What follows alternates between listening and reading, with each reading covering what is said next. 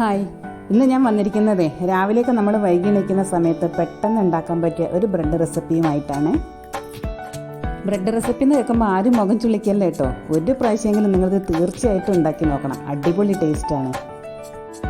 നമ്മൾ ബേക്കറിയിൽ നിന്നൊക്കെ വാങ്ങുന്ന ഗ്രിൽഡ് സാൻഡ്വിച്ച് ഉണ്ടല്ലോ, അതിൻ്റെ അതേ ടേസ്റ്റിൽ തന്നെ ബ്രെഡ് വെച്ചിട്ട് നമുക്ക് വീട്ടിൽ നിന്ന് സിമ്പിളായിട്ട് ഈ പലഹാരം ഉണ്ടാക്കിയെടുക്കാം. അപ്പോൾ ഈ ബ്രെഡ് സാൻഡ്വിച്ച് ഉണ്ടാക്കാൻ ആവശ്യമായ സാധനങ്ങൾ എന്തെല്ലാമാണെന്ന് നോക്കാം. ഇതിന് ഞാനിവിടെ 6 സ്ലൈസ് ബ്രെഡാണ് എടുത്തിരിക്കുന്നത്. നമ്മൾ ബേക്കറിയിൽ നിന്നൊക്കെ വാങ്ങുന്ന കട്ടിയുള്ള ബ്രെഡ് ഉണ്ടല്ലോ, അതുകൊണ്ട് ഉണ്ടാക്കിയാൽ ഈ പലഹാരത്തിന് നമ്മൾ ഉദ്ദേശിച്ചൊരു ടേസ്റ്റ് കിട്ടുള്ളൂ കേട്ടോ. ഞാനിവിടെ എരിവുള്ള ഫില്ലിങ്ങും മധുരമുള്ള ഫില്ലിങ്ങും അങ്ങനെ 2 തരത്തിൽ ഫില്ലിങ് വെച്ചിട്ട് സാൻഡ്വിച്ച് ഉണ്ടാക്കുന്നുണ്ട്. ഞാനൊരു പാത്രത്തിലേക്ക് ചെറുതായി അരിഞ്ഞ തക്കാളി, സവാള, പച്ചമുളക്, മല്ലിയില ഇതൊക്കെ ചേർത്ത് കൊടുക്കുകയാണ്. പിന്നെ നമുക്കിതിലേക്ക് ആവശ്യത്തിനുള്ള ഉപ്പും 1/2 ടീസ്പൂൺ ബിരിയാണി മസാലയും ചേർക്കണം. നിങ്ങൾക്ക് വേണമെങ്കിൽ ഈ മിക്സ് ഒന്ന് ഫ്രൈ പാനിലിട്ട് വഴറ്റിയെടുക്കാം കേട്ടോ. ഞാനിപ്പം വഴറ്റിയെടുക്കുന്നൊന്നുമില്ല. ബ്രെഡ് സ്ലൈസിലേക്ക് നന്നായിട്ടൊന്ന് മിക്സ് ചെയ്തതിന് ശേഷം വെച്ച് കൊടുക്കുകയാണ് ചെയ്യുന്നത്.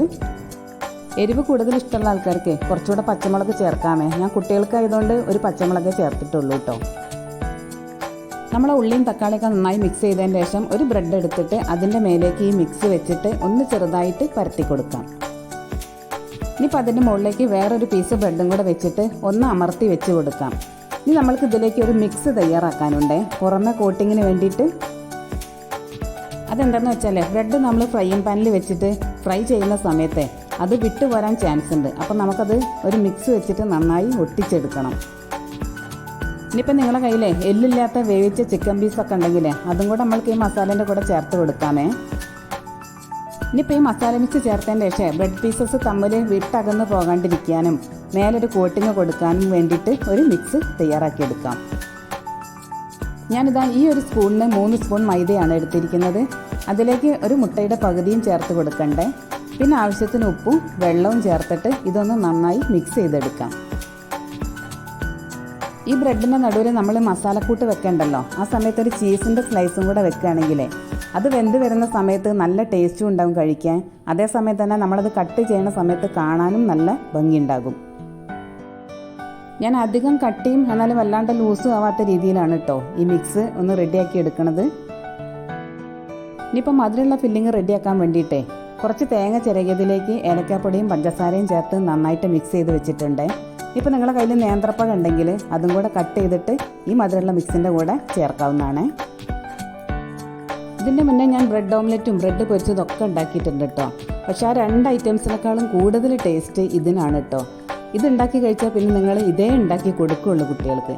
അതായത് അവർക്ക് സ്കൂളിലേക്ക് സ്നാക്സ് ആയിട്ടും വൈകുന്നേരം 4 മണി പലഹാരമായിട്ടും ബ്രേക്ക്ഫാസ്റ്റ് ആയിട്ടും ഒക്കെ നമുക്കിത് ഉണ്ടാക്കി കൊടുക്കാമേ. ഈ മസാല വെച്ച ബ്രെഡിൻ്റെ 4 സൈഡിലായിട്ട് നമ്മൾ ഉണ്ടാക്കിയ മിക്സ് ഒന്ന് ഒഴിച്ചു കൊടുക്കാം. ഒരു സ്പൂൺ വെച്ചിട്ട് കുറേശ്ശെ ഇങ്ങനെ ഒഴിച്ചു കൊടുത്താൽ മതി. അതിന് ശേഷം മറ്റേ ബ്രെഡ് സ്ലൈസും കൂടെ വെച്ചിട്ട് ഒന്ന് അമർത്തി വെക്കാം. ഇനിയിപ്പോൾ നമ്മൾ മൈദ മിക്സിൽ മുക്കിയിട്ട് ഫ്രൈ ചെയ്യുകയാണെങ്കിലും വിട്ടു പോരൂല കേട്ടോ. 2 സെറ്റ് ബ്രെഡിലേക്ക് ഞാൻ എരിവുള്ള മസാലയാണ് കേട്ടോ ചേർത്തത്. ഇനിയിപ്പോൾ അടുത്ത സെറ്റ് ബ്രെഡിലേക്ക് മധുരമുള്ള ഫില്ലിങ്ങാണ് ചേർക്കുന്നത്. ഞാൻ നേരത്തെ പറഞ്ഞ പോലെ തേങ്ങയും പഞ്ചസാരയും ഏലക്കാപ്പൊടിയൊക്കെ ചേർത്ത ഫില്ലിങ്ങാണ് ചേർക്കുന്നത്. ഇനിയിപ്പോൾ ഈ സ്ലൈസിൻ്റെ മേലെയും 4 സൈഡിലായിട്ട് കുറേശ്ശെ നമ്മളെ മിക്സ് ഒന്ന് സ്പൂൺ കൊണ്ട് ഒഴിച്ചു കൊടുക്കാം. എന്നിട്ട് മറ്റേ ബ്രെഡും കൂടെ മേലെ വെച്ചിട്ട് ഒന്ന് അമർത്തി വെച്ച് കൊടുക്കാം. ഒരുപാട് സമയമൊന്നും ഇങ്ങനെ വെക്കണ്ട കേട്ടോ. പെട്ടെന്ന് തന്നെ ഈ ബ്രെഡ് സ്ലൈസസ് തമ്മിൽ ഒട്ടി നിൽക്കും. ഒരു നോൺ സ്റ്റിക്ക് പാന് സ്റ്റവിൽ വെച്ച് ചൂടായതിന് ശേഷം കുറച്ച് എണ്ണ പുരട്ടി കൊടുക്കാം. എരിവുള്ള മിക്സ് ചേർത്ത 2 സെറ്റ് ബ്രെഡ് ഉണ്ടല്ലോ, അതാണ് കേട്ടോ നമ്മൾ ആദ്യം പൊരിച്ചെടുക്കണത്. ബ്രെഡിൻ്റെ 4 വശത്തും നന്നായിട്ട് മിക്സ് ആക്കിയതിൻ്റെ ശേഷം നമുക്ക് ഫ്രൈയിങ് പാനിലേക്ക് വെച്ച് കൊടുക്കാം. സ്റ്റവിൻ്റെ ഫ്ലെയിമേ നല്ലോണം കുറച്ച് വെച്ചിട്ട് വേണം കേട്ടോ ഇത് ഫ്രൈ ചെയ്തെടുക്കാൻ. അപ്പം 4 വശവും തിരിച്ചും മറിച്ചിട്ടിട്ട് നന്നായിട്ട് വേവിച്ചെടുക്കാം. മൈദയും മുട്ടയും ചേർത്ത മിക്സിൽ മുക്കി പൊരിച്ചതുകൊണ്ടാണോ അല്ലെങ്കിൽ ഉള്ളിലിട്ട മസാലേൻ്റെ ടേസ്റ്റ് കൊണ്ടാണോ എന്താണെന്നറിയില്ല, അത് ഉണ്ടാക്കി വെച്ചതേ കണ്ടുള്ളൂ. മക്കൾ 2 ആളും അതാ എടുത്തുണ്ടായി കഴിക്കാൻ തുടങ്ങി. ഞാനൊരു കാര്യം പ്രത്യേകം ഓർമ്മിപ്പിക്കുക കേട്ടോ. നമ്മൾ കടയിൽ നിന്ന് വാങ്ങുന്ന സ്ലൈസ് ബ്രെഡ് അല്ല കേട്ടോ ഇതിനെടുക്കേണ്ടത്. ബേക്കറിയിൽ നിന്നോ ചപ്പാത്തി കമ്പനിയിൽ നിന്നൊക്കെ വാങ്ങുന്ന ആ ബ്രെഡ് ഉണ്ടല്ലോ, അത്യാവശ്യം കട്ടിയുള്ള ബ്രെഡ്, അതുകൊണ്ട് ഉണ്ടാക്കുമ്പോഴാണ് കേട്ടോ ഇത് അതിൻ്റെതായ ഒരു ടേസ്റ്റിൽ വരിക. ഈ കട്ടിയുള്ള ബ്രെഡ് ആയതുകൊണ്ട് തന്നെ ഈ ഒരു സെറ്റ് കഴിച്ചാൽ തന്നെ നമുക്ക് അത്യാവശ്യം വയറ് നിറയും കേട്ടോ. ഈ സെറ്റ് ബ്രെഡിൻ്റെ എല്ലാ വശവും ഇതുപോലെ തന്നെ ഒന്ന് നന്നായിട്ട് വേവിച്ചെടുക്കണേ. അപ്പം നമ്മുടെ എരിവുള്ള മസാല ചേർത്ത 2 സെറ്റ് ബ്രെഡും റെഡി ആയിട്ടുണ്ട്. ഇതിനൊരു പ്ലേറ്റിലേക്ക് മാറ്റാം. ഇനി നമ്മൾക്ക് മധുരമുള്ള ഫില്ലിങ് ചേർത്ത ആ സെറ്റ് ബ്രെഡും കൂടി ഫ്രൈ ചെയ്തെടുക്കാം. ഈ എണ്ണയിൽ പൊരിച്ച പലഹാരങ്ങൾ എപ്പോഴും കഴിക്കുന്നത് അത്ര നല്ലതൊന്നുമല്ലല്ലോ. അപ്പോൾ ഇതുപോലെ ബ്രെഡ് കൊണ്ടുള്ള പലഹാരങ്ങളൊക്കെ ഫ്രൈയിങ് പാനിൽ കുറച്ച് എണ്ണയും പുരട്ടിയൊക്കെ ഉണ്ടാക്കുകയാണെങ്കിൽ കുട്ടികൾക്കൊക്കെ ഇഷ്ടപ്പെടുകയും ചെയ്യും. അതേസമയം വലിയ ആരോഗ്യ പ്രശ്നങ്ങളൊന്നും ഉണ്ടാകുമില്ല. നമ്മളെ വീഡിയോ ഇഷ്ടപ്പെട്ടാൽ ലൈക്ക് ചെയ്യാനും ഷെയർ ചെയ്യാനും സബ്സ്ക്രൈബ് ചെയ്യാനും കമൻറ്റ് ചെയ്യാനും ഒന്നും മറക്കരുതേ. ഞാൻ പിന്നെയും പറയണം കേട്ടോ, ഈ വീഡിയോ കണ്ടിട്ട് നിങ്ങളെല്ലാവരും ഒരു പ്രാവശ്യമെങ്കിലും ഈ റെസിപ്പി ഒന്ന് ട്രൈ ചെയ്ത് നോക്കണേ. സൂപ്പർ ടേസ്റ്റാണ്.